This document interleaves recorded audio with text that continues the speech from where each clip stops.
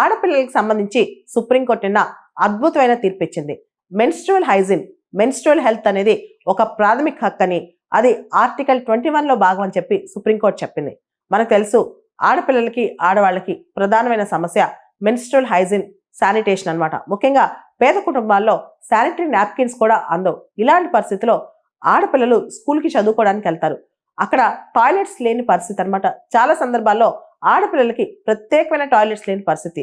Functional and segregated toilets ఆడపిల్లలకు ప్రత్యేకంగా ఉండాలని అన్ని స్టేట్స్, యూనియన్ టెరిటరీస్ వీటిని ఎన్షూర్ చేయాలని, అంతేకాదు ఫ్రీగా బయోడిగ్రేడబుల్ శానిటరీ ప్యాడ్స్ అనేవి ఆడపిల్లకి డిస్ట్రిబ్యూట్ చేయాలని స్కూల్స్ అవన్నీ అరేంజ్ చేసి పెట్టాలని చెప్పి కూడా చెప్పారు. ఎవరైతే ప్రైవేట్ స్కూల్స్ కావచ్చు, గవర్నమెంట్ స్కూల్స్ కావచ్చు, ఏ స్కూల్ అయినా సరే దీన్ని ఎన్షూర్ చేయకపోతే, స్టేట్స్లో, యూనియన్ టెరిటరీస్లో అంటే రాష్ట్రాలు, కేంద్ర పాలిత ప్రాంతాల్లో దీన్ని ఎన్షూర్ చేయకపోతే కనుక ఆ స్కూల్స్ని డీరికగ్నైజ్ చేయాలని చెప్పి కూడా సుప్రీంకోర్టు చెప్పింది అనమాట. మెన్స్ట్రువల్ హైజీన్, మెన్స్ట్రువల్ హెల్త్ అనేది integral part of right to life. అంటే జీవించే హక్కులో right to live with dignity అనమాట. డిగ్నిటీ మాత్రమే కాదు, ఈక్వాలిటీ, హెల్త్ అనేది కూడా చాలా ఇంపార్టెంట్. కాబట్టి ఆడపిల్లలకి మెన్స్ట్రువల్ హైజీన్ చాలా ఇంపార్టెంట్. కాబట్టి ఫ్రీ ఆఫ్ కాస్ట్లో స్కూల్స్లో శానిటరీ ప్యాడ్స్, ఏవైతే బయోడిగ్రేడబుల్ శానిటరీ ప్యాడ్స్ ఉంటాయో అవి అవైలబుల్గా ఉంచాలని చెప్పి కూడా సుప్రీంకోర్టు చెప్పింది అనమాట. బేసిక్ ఫెసిలిటీస్, మనకి ఆడపిల్లలకు సంబంధించిన కనీస అవసరాలు ఉంటాయి కదా, వాటిని స్కూల్స్ అందించాలని, అంతేకాదు మెన్స్ట్రుయేషన్కి సంబంధించి భారత సమాజంలో ఏవైతే స్టిగ్మాస్ ఉన్నాయో, అంటే అమ్మాయిలు దూరంగా పెట్టడం ఇలాంటివన్నీ, ఇవన్నీ స్కూల్స్ తరిమి కొట్టాలని, స్కూల్స్ ఈక్వాలిటీ పాటించాలని రీసెంట్గా సుప్రీంకోర్టు హితవు పలికింది. మనకు తెలుసు, గత సంవత్సరం తమిళనాడులో ఒక అమ్మాయి బోర్డు ఎగ్జామ్స్ రాస్తుంది. ఆ అమ్మాయిని స్కూల్ దూరంగా కూర్చోబెట్టి ఎగ్జామ్స్ పెట్టిందనమాట. దానికి కారణం అమ్మాయికి మెన్స్ట్రుయేషన్ రావటమే. ఇలాంటి సంఘటనలు భారతదేశంలో చాలా ఉన్నాయి. మన ఇళ్లలో కూడా మెన్స్ట్రుయేషన్ రాగానే అమ్మాయిలు దూరంగా కూర్చోబెట్టడం, లేదా ఆడపిల్లల పైన ఒక స్టిగ్మా పాటించడం జరుగుతుందన్నమాట. ముందుగా ఆ సమానత్వం, ఆ డిగ్నిటీ, ఆ రెస్పెక్ట్ అనేది స్కూల్స్ నుంచి స్టార్ట్ అవ్వాలని చెప్పి కూడా సుప్రీంకోర్టు చెప్పుకొచ్చింది ఒక ప్రముఖ కేసులో. ఇక్కడ మనం గమనిస్తే కనుక జస్టిస్ జేబీ పార్దీవాలా మరియు జస్టిస్ ఆర్ మహదేవన్ గారు అన్ని రాష్ట్రాలకి, అన్ని కేంద్ర పాలిత ప్రాంతాలకి ఒక డైరెక్షన్ ఇచ్చారనమాట. దాంతోపాటు ప్రత్యేకంగా మనం చూస్తే కనుక నేషనల్ మెన్స్ట్రువల్ హైజీన్ పాలసీ ఏదైతే ఉందో అది పాన్ ఇండియా ఇంప్లిమెంటేషన్ కోసం అందరూ కృషి చేయాలని చెప్పి, ముఖ్యంగా అడాలసెన్స్ వయసులో మరియు గర్ల్ చైల్డ్ ఎడ్యుకేషన్ చాలా ఇంపార్టెంట్ కాబట్టి ప్రత్యేకమైన శ్రద్ధ తీసుకోవాలి మెన్స్ట్రువల్ హైజీన్ మీద అని చెప్పి కూడా సుప్రీంకోర్టు చెప్పుకొచ్చిందనమాట ఒక ప్రముఖ జడ్జిమెంట్లో. ఇక్కడ మనం చూస్తే చాలా రాష్ట్రాలు మరియు కొన్ని ప్రైవేట్ కంపెనీస్ కూడా మెన్స్ట్రుయేషన్ లీవ్ కూడా స్టార్ట్ చేశాయి.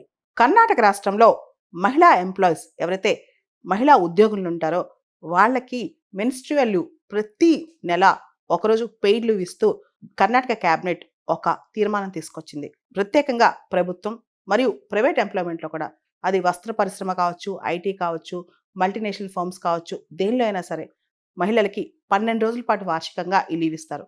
అవసరమైతే 2-3 నెలల్లోనే ఆ లీవ్స్ అన్ని కూడా వాడేసుకోవచ్చు అనమాట. నెల ఒక పెయిడ్ లీవ్ అనమాట. మొత్తం సంవత్సరానికి కలిపి 12 లీవ్స్, మెన్స్ట్రువల్ లీవ్స్ కర్ణాటక ప్రభుత్వం ఆమోదించింది.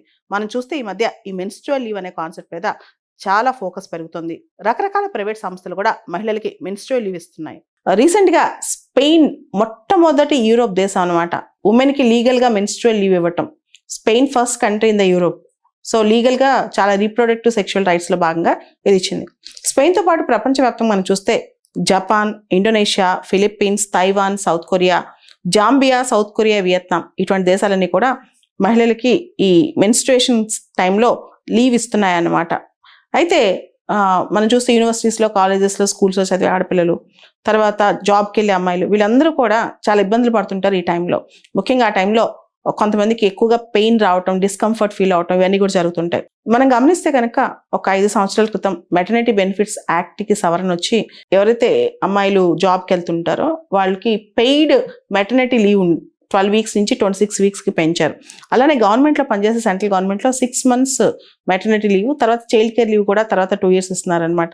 కానీ ఇది మెన్స్ట్రుయేషన్ లీవ్ అనేది మాత్రం ఇది అన్ని రాష్ట్రాల్లో భారతదేశంలో లేదు. ఈ మధ్య మనం చూస్తే కనుక కేరళ ప్రభుత్వము హైయర్ ఎడ్యుకేషన్ డిపార్ట్మెంట్లో చదువుకునే అమ్మాయిలు ఎవరైతే అవసరం అడుగుతారో వాళ్ళకి ఈ leaves, menstruation and maternity leaves ఇవ్వాలని చెప్పి కూడా ఒక ఆర్డర్ జారీ చేసింది కేరళ ప్రభుత్వం. అదేవిధంగా బీహార్ 1992లోనే every month 2 days paid menstrual leave మహిళలకు ఇవ్వాలని చెప్పి బీహార్ చెప్పింది. అంటే బీహార్లో, కేరళలో ఇటువంటివి కొన్ని ఉన్నాయి, కానీ భారతదేశంలో మిగతా రాష్ట్రాల్లో ఈ మెటర్నిటీ లీవ్ ఈ మెన్స్ట్రుయేషన్ లీవ్ సంబంధించిన అంశాలు లేవన్నమాట. దాంతోపాటు మనం చూస్తే స్విగ్గీ వాళ్ళు, బైజూస్ వాళ్ళు, వీళ్ళు మెన్స్ట్రుయేషన్ లీవ్స్ ఇస్తున్నారంట వాళ్ళ ఎంప్లాయీస్కి. భారతదేశంలో దీనికి సంబంధించి కొన్ని బిల్స్ కూడా పెట్టారు మన పార్లమెంట్లో, కానీ అవి ఏమి పాస్ అవ్వలేదు. ఉదాహరణకి రీసెంట్గా rights of women to menstrual leave and free access to menstrual health products bill 2022, ఈ బిల్లు ఏమేమి పాస్ అవ్వలేదు, కేవలం చర్చకు మాత్రం వచ్చిందంట. అది కూడా పూర్తి స్థాయిలో బిల్లో ఉన్న అంశాలన్నీ కూడా చర్చించలేదు.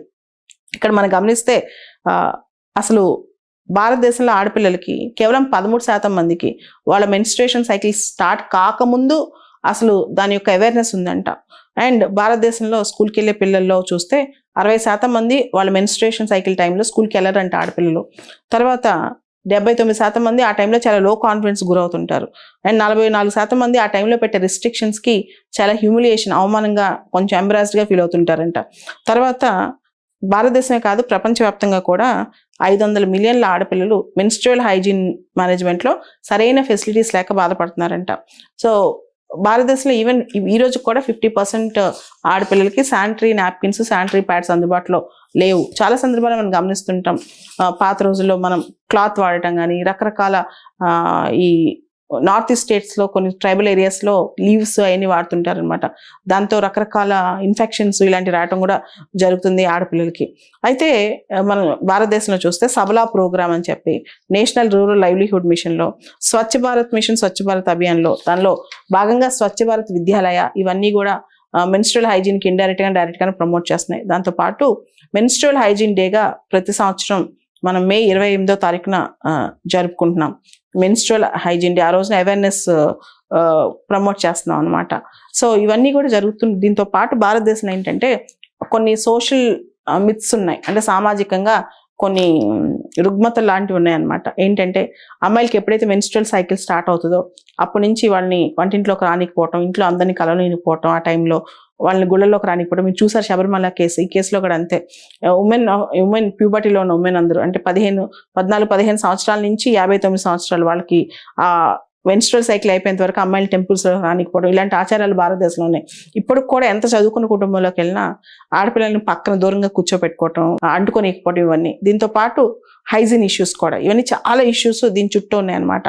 సో దీనికి సంబంధించి ఎడ్యుకేషన్, అవేర్నెస్, దాంతోపాటు గవర్నమెంట్ కూడా కొంతవరకు, అంటే 2-3 స్టెప్స్ దీనిలో మనం చూడొచ్చు. ఒకటి ఆప్షనల్ లీవ్ లాగా, ఎవరైతే జాబ్కి రారో వాళ్ళకి ఆప్షనల్ లీవ్, ఎవరైతే ఆ టైంలో వస్తారో వాళ్ళకి స్పెషల్ అలవెన్స్, అట్లాంటివి చేయొచ్చు. పూర్తిగా కంప్లీట్గా మెన్స్ట్రువల్ లీవ్ ప్రతి ఒక్కరికి ఇవ్వాలంటే కొన్ని సందర్భాలు ఎంప్లాయీస్ యాక్సెప్ట్ చేయకపోవచ్చు. సో ఇటువంటి కొన్ని ఫెసిలిటీస్, అంటే స్పెషల్ ఆప్షన్స్, కొన్ని ఫెసిలిటీస్ వాళ్ళ కోసం ఇస్తే బెటర్గా ఉంటుంది. ఉమెన్ ఇంకొంత బెటర్గా పర్ఫామ్ చేయగలరని ఆశించవచ్చు మనం.